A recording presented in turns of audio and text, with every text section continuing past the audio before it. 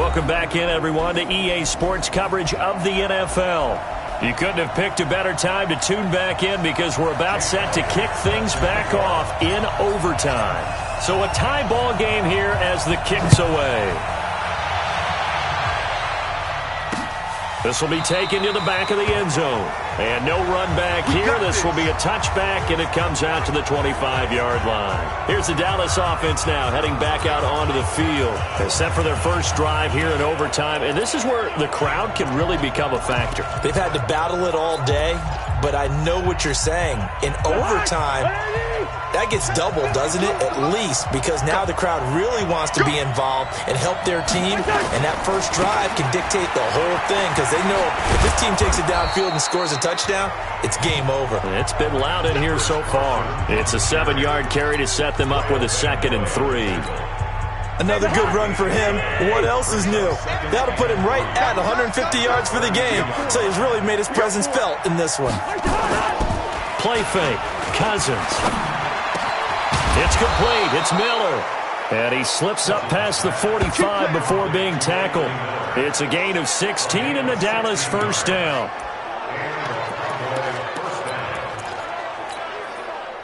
About set for this next drive by the Cowboys offense. They control their own destiny here. They have the football in overtime. Obviously, a touchdown would win it. And I think teams around the league are still adjusting to the idea of going downfield, scoring a touchdown wins the game because they were used to just going downfield and trying to get in field goal range to win a game. Still having to make that transition. Let's face it now, the ones who are doing it best know they need to go down, attack, put the ball in the end zone, and not leave it up to a field goal and give the other team a chance. As we said, they control their own destiny now. And this is going to be another first down as the tackle's made at the Saints 35. So he hooked up with a veteran there, and in overtime, that's not a bad idea. Go with the age and the experience. Yeah, because sometimes the young guys, they give you the fresh legs and give you all that bounce. But in this type of situation, sometimes those legs slow down a little bit as the enormity of the moment overwhelms them. The veteran guys, they tend to come through. They tried a quick hitter inside, but that one was swallowed up because what they're hoping, this big defensive lineman will take the bait and move laterally and open up a crease that they can run through. Didn't happen on that play. The drive starts with a completion left side. The reception good for 7. It's 3rd down.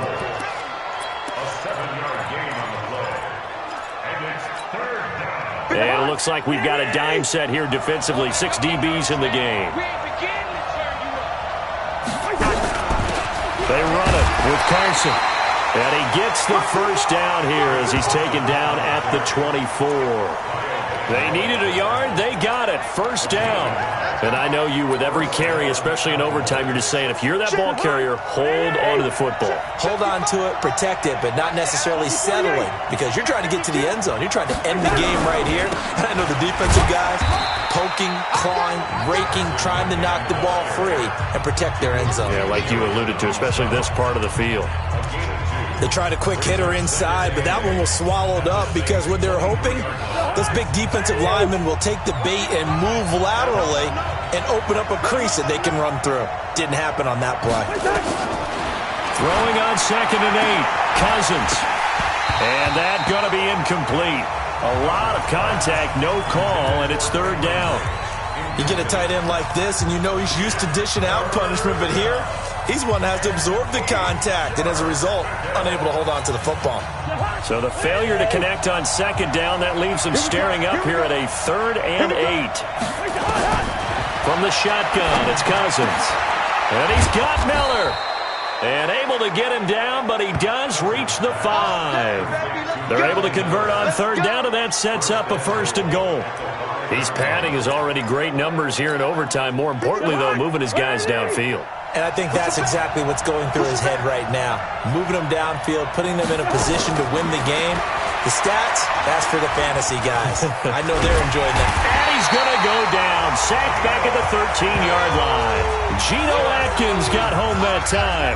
The amount of sacks that they've absorbed in this game is absolutely extraordinary. Let's just face it.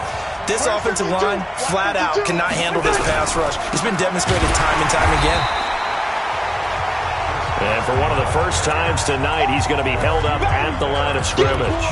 Get him, boys! So stuff for no gain on second down brings up a pretty interesting third from this distance.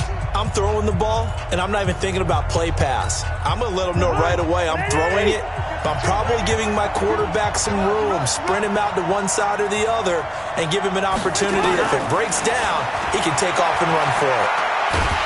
And he'll go down, brought down at the 20-yard line. Damon Harrison, his second sack of the night. They've been moving the ball well offensively, really getting into a groove. Last play, pass completion. Now, finally, the defense gets there. And oh, they get to the football. It's blocked. Now it's scooped up, and it's a foot race. He's at the 50. He's at the 30, the 20. And he's into the end zone for the touchdown and the game winner in OT.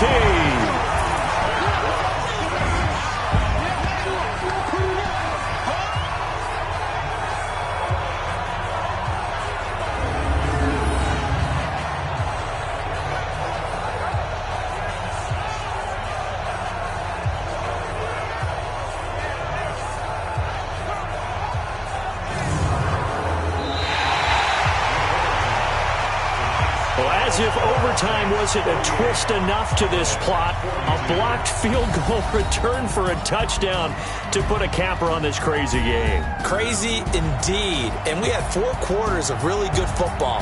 But how about the bonus we got that turned into this? And all I keep thinking about is a team that was kicking the field goal. There was a breakdown somewhere that allowed the block to happen. And then the scoop and to take it the rest of the way in the other direction. What an ending. That's dramatic indeed, folks. And let's head to the airport, partner.